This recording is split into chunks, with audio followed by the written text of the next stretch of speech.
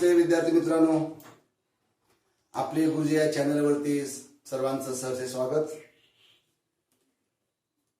कोरोनाच्या काळामध्ये आपल्याला काहीतरी नवीन इंग्लिशचं ज्ञान व्हावं या उद्देशानं मी दररोज नवीन नवीन व्हिडिओ ग्रामर आधारित टाकण्याचा प्रयत्न करत आहे. तरी आपण सर्वांनी हे व्हिडिओ शेवटपर्यंत पाहावा आणि त्याचा फायदा आपण घ्यावा. तर चला जाऊया आजच्या टॉपिककडे. आता टॉपिक आहे प्रेझेंट कंटिन्युअस टेन्स. तर कालच्या टॉपिक मध्ये आपण सिंपल प्रेझेंट पाहिला. सिंपल प्रेझेंट वर कसे प्रश्न येतात, सिंपल प्रेझेंटचा फॉर्म काय आहे, त्याच्यामध्ये नकारार्थी वाक्य कसं करायचं, त्याच्यामध्ये प्रश्नार्थी वाक्य कसं करायचं आणि टाइम ऑफ एक्सप्रेशन त्या वाक्यामध्ये असतात ते कसं ओळखायचं आणि त्यानुसार वाक्यातलं क्रियापद कसं ऍडजस्ट करायचं यावर सखोल आपण माहिती पाहिली होती. तर आजचा टॉपिक आहे, एक सुंदर असा टॉपिक आहे. त्या टॉपिकचं नाव आहे present continuous tense. Present continuous tense, PRESENT, present continuous, CONTINUOUS, present continuous. तर प्रेझेंट कंटिन्युअस म्हणजे काय? ह्या काळात प्रेझेंटचा हा दुसरा प्रकार आहे. प्रेझेंट टेन्सचा हा दुसरा प्रकार आहे. त्याचं नाव आहे present continuous tense. Present continuous tense. तर याचा उपयोग आपण केव्हा करतो, केव्हा करायचा, कोणत्या क्षणी हे वाक्य बोलायचं. तर हे वाक्य बोलत असताना ह्याचा फॉर्म काय आहे याची सविस्तर चर्चा आपण या व्हिडिओमध्ये पाहणार आहोत.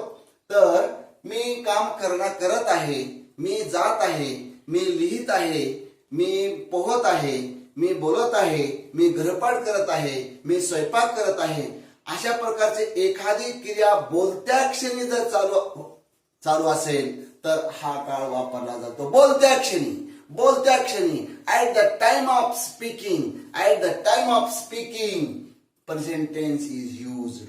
At the time of speaking present tense is used.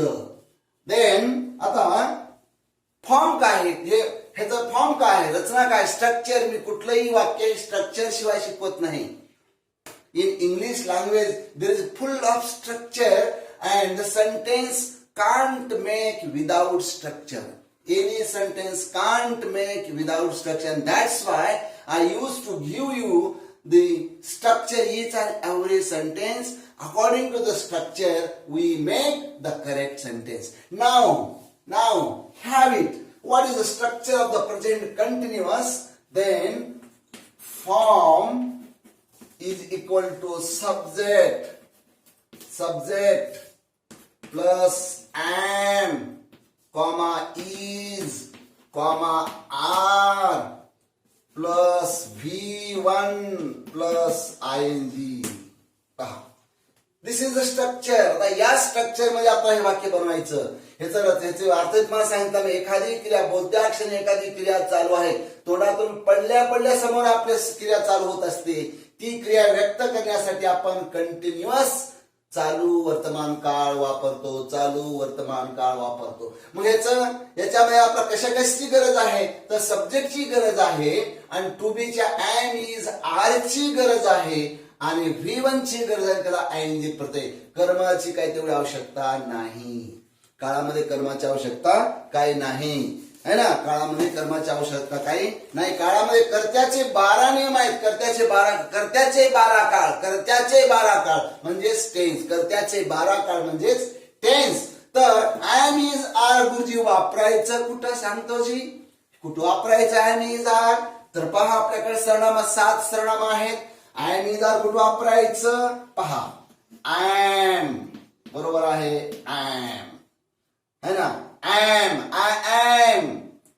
am, he is, she is, they are, we are, you are. वापरलं आपण. आयच्या पुढे आय, हिच्या पुढे इज, सीच्या पुढे इज, देच्या पुढे आर, उच्या पुढे आर, यूच्या पुढे आर. आता शॉर्ट फॉर्म मध्ये कसं वापरायचं? Short form I, am. I comma am, I am ह्याचाही short form. He comma is ह्याचाही short form. She comma is ह्याचाही short form. They comma are आणि वी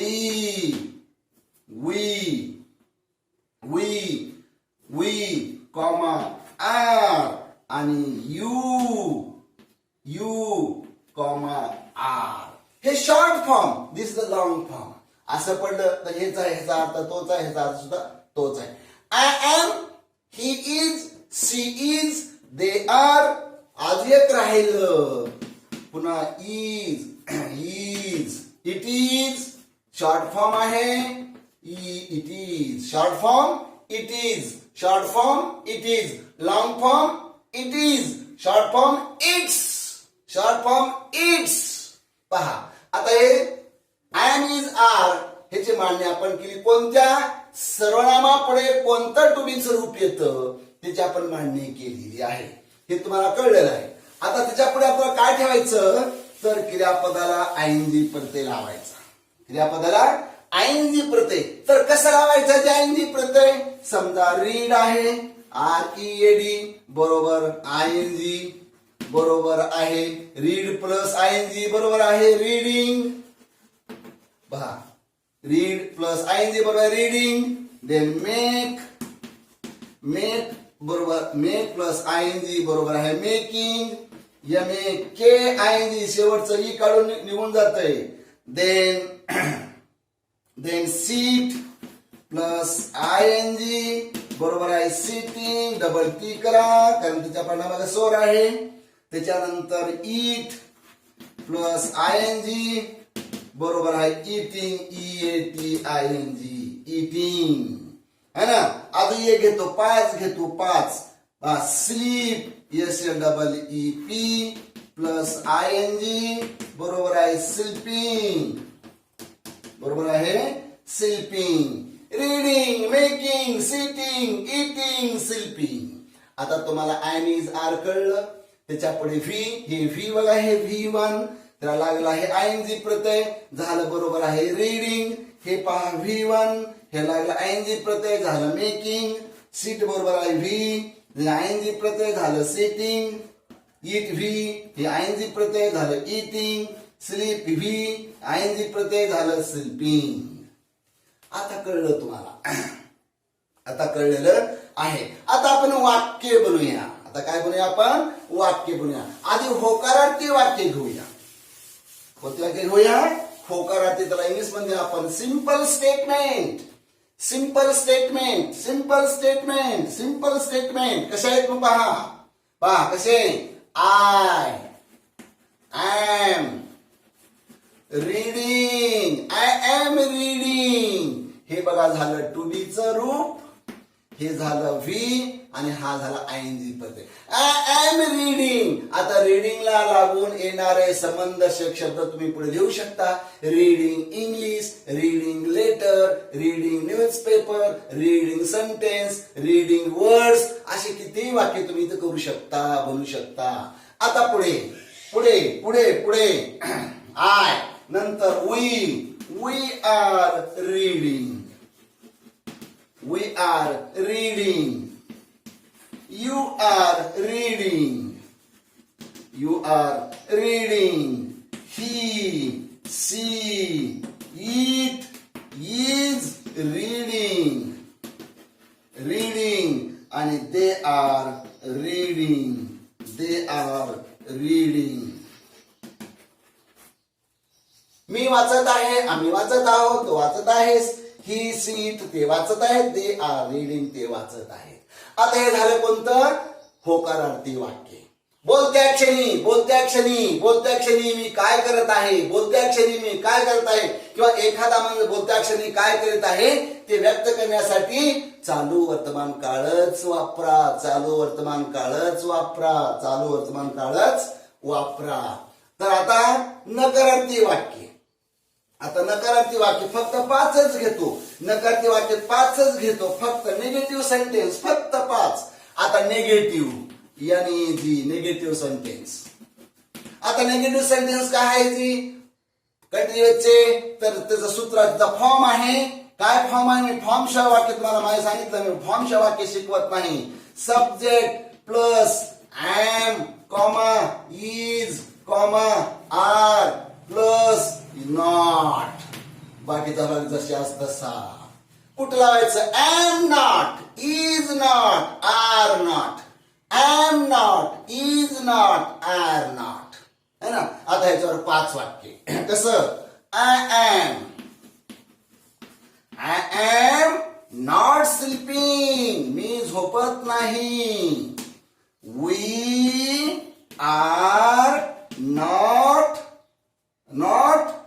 कमिंग, मी आता येत नाही. दे आर नॉट रायटिंग, ते आता लिहित नाहीत. आणि ही इज नॉट इटिंग. बघा झाले. काय केलं आपण? फक्त नॉट लावलं, है ना. मी झोपत नाही, आम्ही येत नाही, ते लिहित नाहीत, तो खात नाही, है ना. अशा प्रकारे हे झाले तुमचे नकारार्थी वाक्य. आता ह्याच्यामध्ये आता कोणतं वाक्य करायचं आपल्याला? आता प्रश्नार्थक वाक्य करायचं. प्रश्नार्थक वाक्याचे 2 प्रकार आहेत, एक व्हर्बल क्वेश्चन, एक WH क्वेश्चन. आता पहा व्हर्बल क्वेश्चन काय फॉर्म आहे. क्वेश्चन व्हर्बल क्वेश्चनचं क्वेश्चन सेंटेन्स काय फॉर्म आहे क्वेश्चन सेंटेन्सचं? पहा, सोपं आहे. टू बी ची क्रियापद अगोदर घ्यायचे. Am, is, are plus subject plus V1 plus ING आणि शेवटी प्रश्नचिन्ह. Am comma is comma are comma subject V1 plus ING, शेवटी प्रश्नचिन्ह द्यायला विसरू नका. तर आता आपण वाक्य तयार करूया. प्रश्न म्हणजे काय? तू येत आहेस का? तू अभ्यास करत आहेस का? समोरच्याला प्रश्न विचारतो आपण बोलणार आहोत, तो ऐकणार असतो, त्याला प्रश्न विचारतो. किंवा ते कधी आपल्याला प्रश्न विचारतं, तुम्ही शिकवित आहात का? Yes I am. तुम्ही जात आहात का? Are you going? Yes I am. Sita is Sita writing? Yes she is. Short मध्ये आपण जर उत्तर देऊ शकता. मग आपण ते वाक्य घेऊया. पहा वाक्य कसं वाक्य आहे.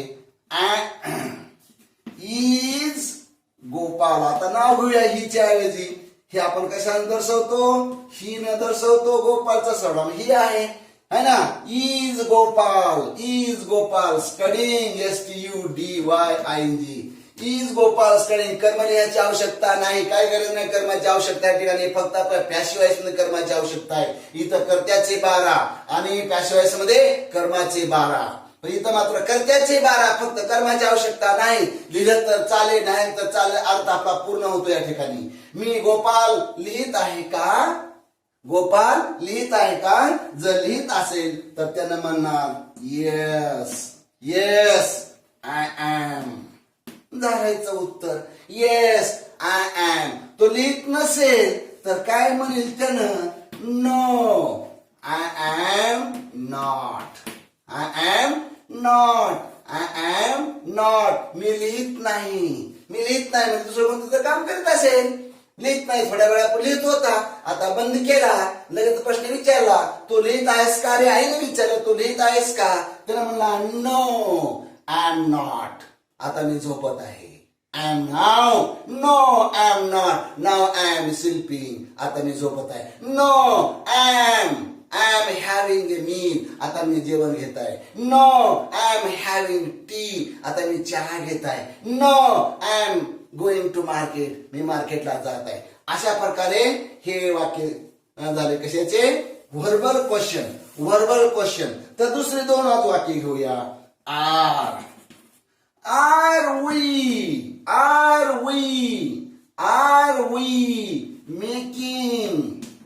Are we making kite? KITE. आम्ही पतंग बनवत आहोत का? असेल तर येस वी आर, नसेल तर not we are. No we are not. अशा प्रकारे बनवायचं. आता त्याच्यानंतर तिसरं वाक्य घेऊया. Is she is she cooking? ती स्वयंपाक करत आहे का? Yes, she is cooking. Yes, she is. No, she is not cooking. No, she isn't. असं थोडक्यात तुम्हाला करू शकता. आता ह्याच्यामध्ये आता डब्ल्यूएच चे प्रश्न काय पडतात? डब्ल्यूएच चा प्रश्न तुम्हाला तयार करता आला पाहिजे. डब्ल्यूएच चा प्रश्न आता समजा व्हेरचा प्रश्न आहे. डब्ल्यूएच चे बरेचसे प्रश्न आहेत. व्हेर आहे, व्हेन आहे, व्हॉट आहे, व्हाय, हु आहे, हुम आहे, टू हुम आहे, व्हॉट टाइम आहे, व्हॉट टाइम आहे, वीच आहे, वगैरे वगैरे. How many, how much, how long, how for, how big, वगैरे वगैरे वगैरे. 1, 2, 3 नंबर तुमच्या समोर मी ठेवतो. आता व्हेरचा प्रश्न तुम्हाला तयार करायचा आहे. राम कोठे जात आहे, है ना? वेर अगोदर ठेवा, वाक्य सुरुवात व्हेर न करा. व्हेर पुन्हा पहिलं प्रश्नार्थ वाक्याच्या समोर ठेवा. इज, है ना? पहिलं म्हणजे पहिला आपण केलं का क्वेश्चन सेंटेन्स जे व्हेरच्या पुढे ठेवून द्यायचं. Where is he going. Where is he going, question mark. आता केव्हा जाणार आहे? व्हेनचा प्रश्न. व्हेर इज ही गोईंग, है ना? Where is he going. व्हायचा प्रश्न. व्हाय इज ही गोईंग. बघा झाले ना किती? बघा 3 पण झाले. वेर इज ही गोईंग, तो कुठे जात आहे? व्हेन इज ही गोईंग, तो केव्हा जात आहे? व्हेन इज ही गोईंग, तो का जात आहे, है ना? का जात आहे, है ना? आता व्हॉटचा याद घेऊया. आपण व्हॉटचे वाक्य घेऊया. व्हॉट इज ही रीडिंग, तो काय वाचत आहे? व्हॉट इज सी रायटिंग, ती काय लिहित आहे? क्वेश्चन मार्क विसरू नका. बघा फॉर्मल क्वेश्चन झाले आणि त्याच्यानंतर व्हेरचा प्रश्न झाला. डब्ल्यूएच चा प्रश्न आपण तयार केला. वाक्याची सुरुवात डब्ल्यूएच न करा आणि त्याच्या पुढे प्रश्नार्थची रचना ठेवून द्या. ह्याच्या अगोदर आपण क्वेश्चन सेंटेन्सचं फॉर्म दिलं, ते फॉर्म इथं ठेवून द्या. वाक्य तुमचं करेक्ट आलं, कारण फॉर्म शिवाय मी शिकवत नाही. म्हणून फॉर्म काय? डब्ल्यूएच.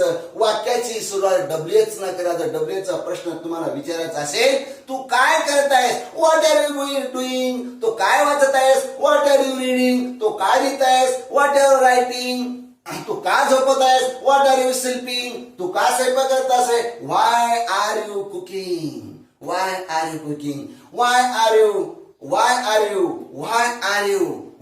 यू गोइंग आउट, तू बाहेर का जात आहेस? व्हेन इज ही प्लेइंग, तो केव्हा खेळत आहे? उत्तर अर्ली इन द मॉर्निंग, दुपारी खेळत आहे, 4 वाजता खेळत आहे, 5 वाजता खेळत आहे. अशा प्रकारचे हे वाक्य तुम्हाला परीक्षेमध्ये विचारले जातात. तर मग याच्यावर प्रश्न कसा पडणार परीक्षेमध्ये मित्रांनो? प्रश्न फार महत्वाचा आहे. शिकायचं काय? कशासाठी शिकायचं? What is the purpose of learning English? We acquire a correct mark in English. We are to acquire the correct mark in English, and that's why we are learning.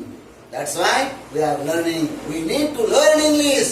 We need to learn English. Why? We are to get more marks than any other subject. That is why we are to learn English. That is why we are to learn English. Now, पहिला प्रश्न. Now let's see the first question. How it is implied in the paper.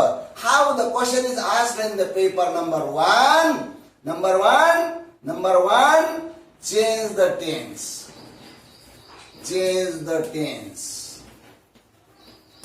काळ बदला.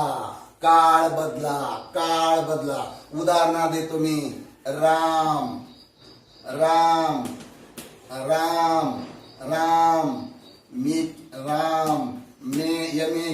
Makes kite. Ram पतंग बनवतो. हे वाक्य आहे simple present. कशामुळे? येस आणि V1 आणि O. Ram makes MEKS. Ram makes kite. आता सांगितलं बाबा यांना प्रेझेंट कंटिन्युअस करा. प्रेझेंट कंटिन्युअस बनवा. चेंज म्हणलंय. Change into present continuous. Change into present continuous. Turn into present continuous. Rewrite the sentence into present continuous. मग आत्ता करता तुम्हाला माहित आहे वाक्य सुरुवात कर्त्यालाच होत असते. मग आपल्याला सूत्र फॉर्म बघायचं स्ट्रक्चर काय आहे. S plus I am comma is comma are plus V plus ING असं फटकून आपल्याला समोर आलं पाहिजे. इज राम. आता मेकला काय करा, MEKING मेकिंग काईट झालं. 1 मार्क असेल तर 1 मार्क द्या, दुसरं 2 असेल तर 2 द्या. संपलं, इथं संपलं. आता जर समजा असं वाक्य आलं परीक्षेमध्ये, दे आर लर्निंग इंग्लिश. आता ते इंग्रजी शिकत आहेत. They are learning English. Change into simple definite, change into simple present, change into दुसरे काय त्याला present indefinite.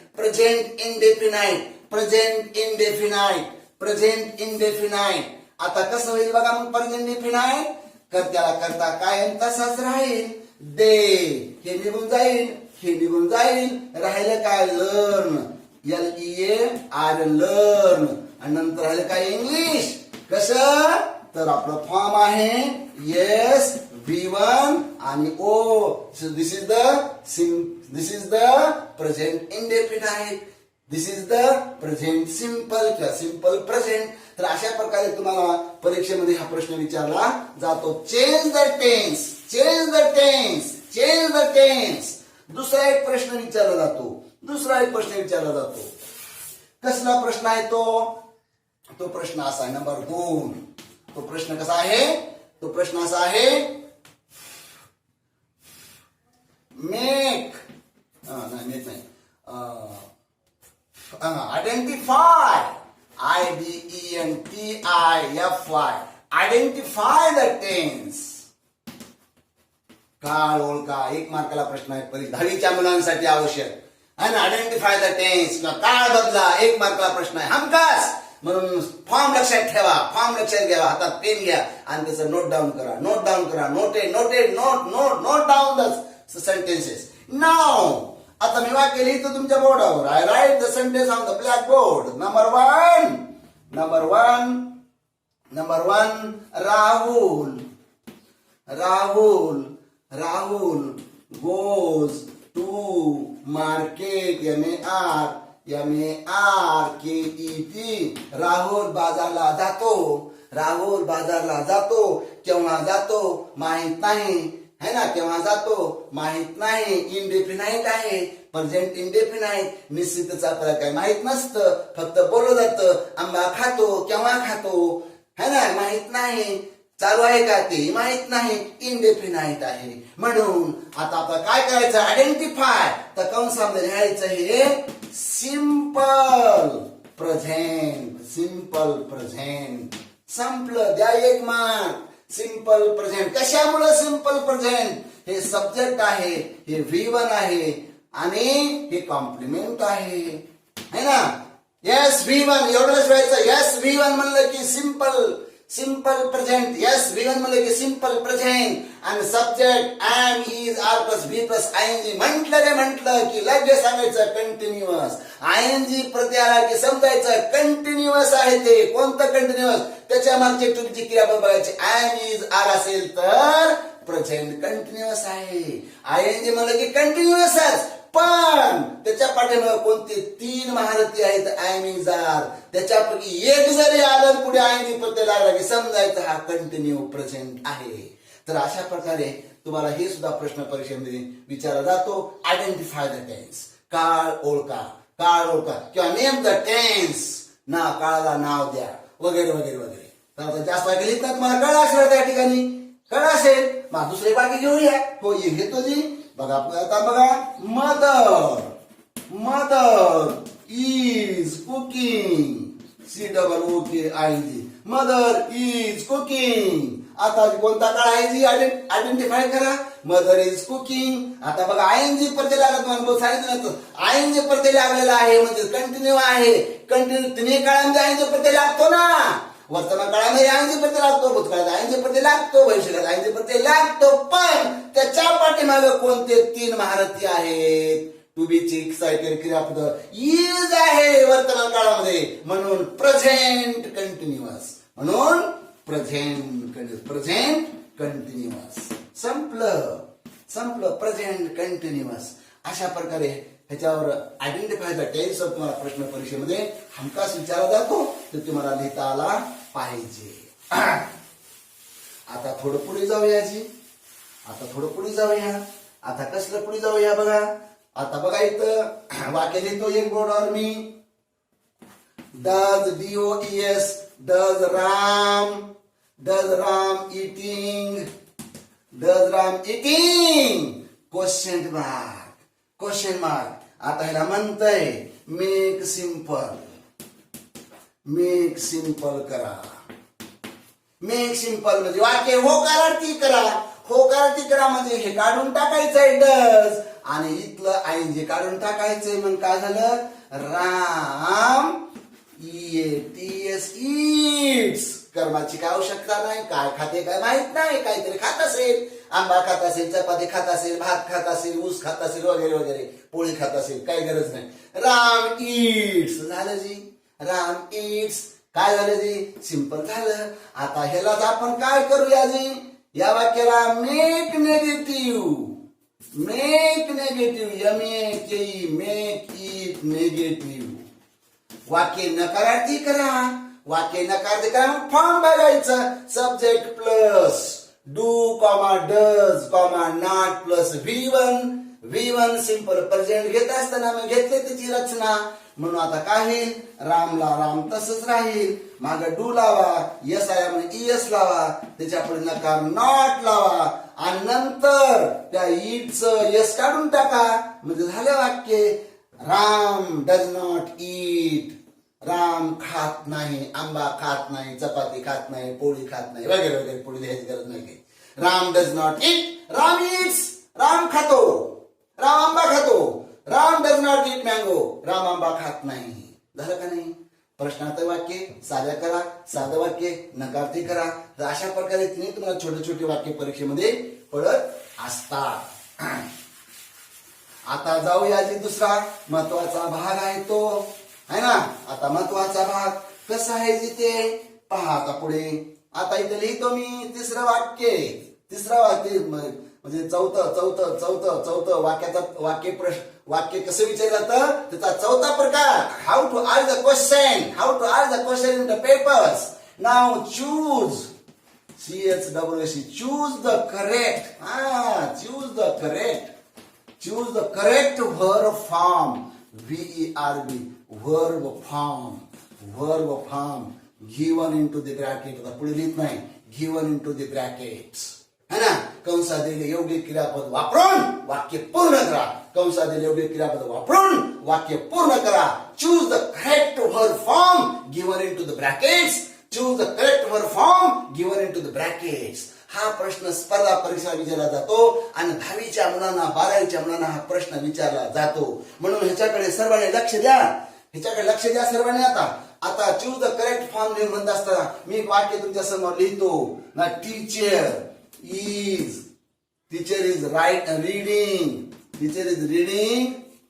Is reading a passage. शिक्षक एक उतारा वाचित आहे. आता हे वाक्य आहे. हे वाक्य मी दुसऱ्या पद्धतीने लिहितो. कसं लिहितो, teacher dash read a passage. PASSEAG. वरी वाक्य लिहिलं आहे. आता तेच वाक्य खाली कसं पडतंय पहा. Ravi teacher is reading a passage. गुरुजी उतारा वाचत आहेत. इथं टीचर डॅश डॅश टीचर रिकामी जागा.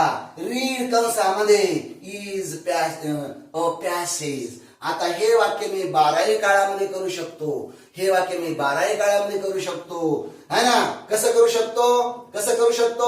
I am reading a passage.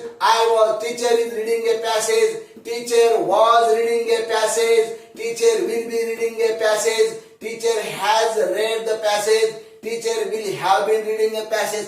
असे 12ही काळामध्ये आपण करू शकतो. मग नेमकं कोणतं करायचं जी, हा प्रश्न आहे ना. So this is the question stand before you है ना.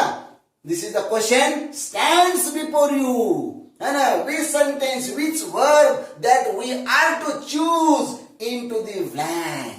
रिकाम्या जागी आपला कोणतं सहाय्यकारी क्रियापद निवडायचं हे आपल्याला माहित नाही. मग आता त्यासाठी तुम्हाला मी काल सांगितलं होतं जिकून म्हणजेच time of expression.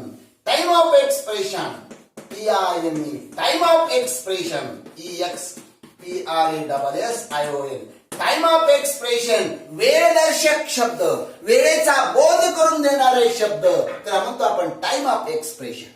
Time of expression, time of expression हे एकच वाक्य तुमच्यावर येतो. मग आता आपण काय करूया, टाइम ऑफ एक्सप्रेशन कोणता आहे, तर इथं मी लिहितो आता नाव. इथं लिहिलं नाव, है ना. इथं नाव, नाव. आता समजा एक माणूस इथं आहे, है ना. इथं एक माणूस आहे, है ना. ह्याला आपण ए नाव देऊ, ह्याला बी नाव देऊ. हा म्हणतो बीला, अहो गुरुजी काय करत आहेत.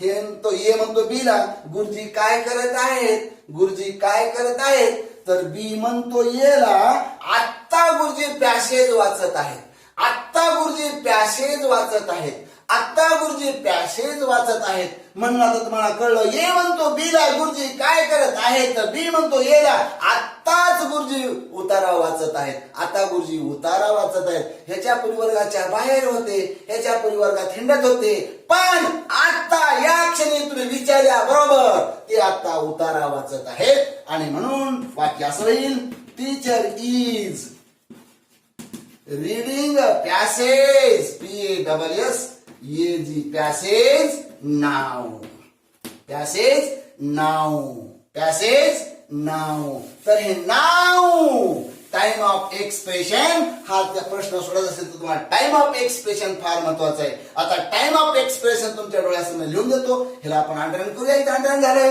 हे करेक्ट वाक्य आहे. स्पर्धा परीक्षा सुद्धा हे वाक्य विचारलं जातं. मुलांना टाइम ऑफ एक्सप्रेशन माहित नसल्यामुळं गोळ बसतो. म्हणून टाइम ऑफ एक्सप्रेशन कोणता आहे, time of expression, time of expression EXPRESSION.